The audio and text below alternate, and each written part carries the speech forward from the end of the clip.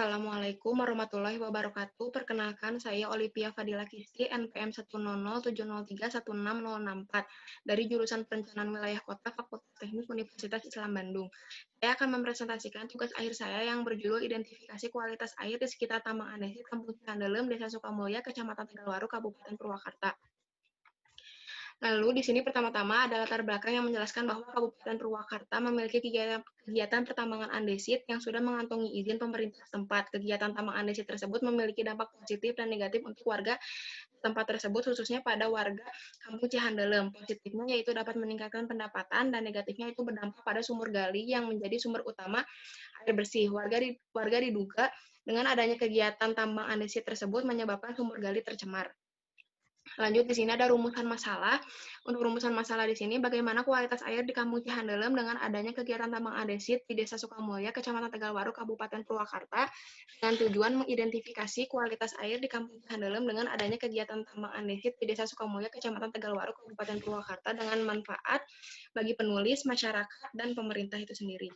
Lalu di sini ada ruang lingkup wilayah kajian. Di sini saya mengambil salah satu kampung di Kabupaten Purwakarta, yaitu Kampung Cihandelem, tepatnya pada Desa Sukamulya, Kecamatan Tegalwaru. Lalu di sini ada tinjauan pustaka. Untuk tinjauan pustaka sendiri di sini adanya sumber pencemar parameter air tanah yang saya ambil dari berbagai acuan dan buku-buku yang saya ambil.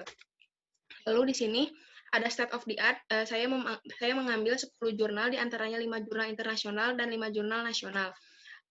Lanjut, di sini ada jurnal terdahulu yang saya ambil, yaitu Jurnal Proceeding Perencanaan Wilayah Kota dengan judul Identifikasi Aktivitas Pertambangan Batu Andesit Terhadap Lingkungan di Kecamatan Pleret, Kabupaten Purwakarta, yang disusun oleh Ibu Cusarini dan Dinda Ferisa pada tahun 2018.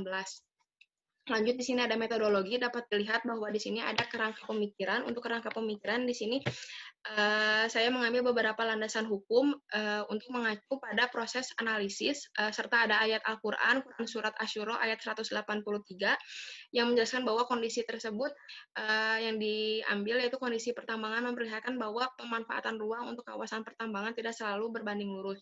Lalu di sini ada survei dan kebutuhan data dengan metode yang saya pakai, yaitu metode indeks pencemaran dengan keluaran status mutu air indeks pencemaran. Lanjut, di sini ada gambaran wilayah studi. Untuk gambaran wilayah studi di sini ada demografi kependudukan, lalu ada kesehatan masyarakat, lalu di sini ada kondisi fisik dasar, yaitu ketinggian, topografi, dan kemiringan yang didominasi oleh 25-40% kondisi kemiringan. Lalu di sini ada penggunaan lahan yang didominasi oleh hutan dan sawah tada hujan. Lanjut, di sini ada jenis tanah latosol dan curah hujan yang memiliki sekitar 2.500 sampai 3.000 mm, yang artinya curah hujan cukup kuat. Lanjut, di sini ada geologi Kampung Cihandelem dengan jenis batuan yaitu didominasi oleh batuan andesit. Lanjut, di sini ada hidrogeologi yang didominasi oleh akuifer dengan produktivitas rendah. Lalu di sini ada uji laboratorium 9 sampel air tanah yang saya sudah lakukan uji lab.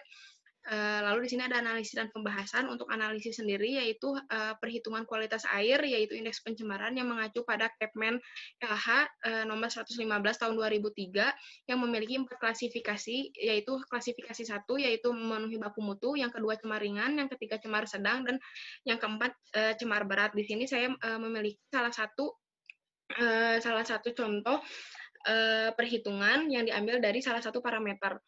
Lanjut, di sini ada dampak pertambangan andesit.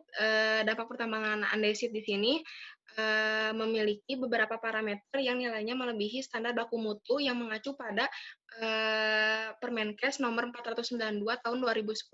Untuk kekeruhan di sini diduga disebabkan oleh adanya zat organik yang dapat berasal dari pelapukan batu. Untuk aluminium di sini sumber utama aluminium karena adanya aluminosilikat yang terdapat pada batuan. Lalu untuk besi sendiri yaitu akibat pengaruh pH yang rendah dan didukung adanya pertanian di sekitar pemukiman warga. Untuk mangan sendiri disebabkan oleh pengikisan batuan yang terdapat di sekitar perairan. Lalu diduga adanya penyebab aktivitas pertambangan bahwa adanya aktivitas pertanian yang memakai kompos titonia yang memiliki tinggi kadar mangan. Lalu di sini ada kadmium, yaitu disebabkan oleh penggunaan pupuk fosfat yang berlebihan pada sawah sekitar sumur. Pemberian pupuk fosfat yang mengandung kadmium secara terus-menerus pada lahan persawahan mengakibatkan penumpukan kandungan kadmium pada tanah. Lalu di sini ada aliran air tanah, dapat dilihat pada peta tersebut arah aliran air tanah yang mengarah pada tempat-tempat yang lebih rendah sehingga berdampak dengan rendahnya kapasitas infiltrasi air ke dalam tanah yang menyebabkan air tanah tercemar. Lalu yang terakhir ada kesimpulan dan rekomendasi. Untuk kesimpulan di sini, saya menjawab dari hasil rumusan masalah dan tujuan berdasarkan hasil analisis dan pembahasan yang telah dilakukan, maka dapat disimpulkan bahwa kualitas air Kampung Cihandelem memiliki status cemar ringan. Untuk rekomendasi di sini bagi pemerintah dan masyarakat, untuk bagi pemerintah dikhususkan yaitu membuat konsep pelestarian atau peningkatan air bersih yang memenuhi prinsip 3K, yaitu kualitas air bersih, kuantitas air, dan kontinuitas air. Untuk bagi masyarakat sendiri agar memperbaiki konstruksi sumur gali yang telah ada sehingga tidak terjadi kontaminasi antara sumber air dan badan air yang berasal dari pertanian. Sekian presentasi dari saya. Maaf apabila masih banyak kurangnya. Wabillahi taufiq wal hidayah. Wassalamualaikum warahmatullahi wabarakatuh.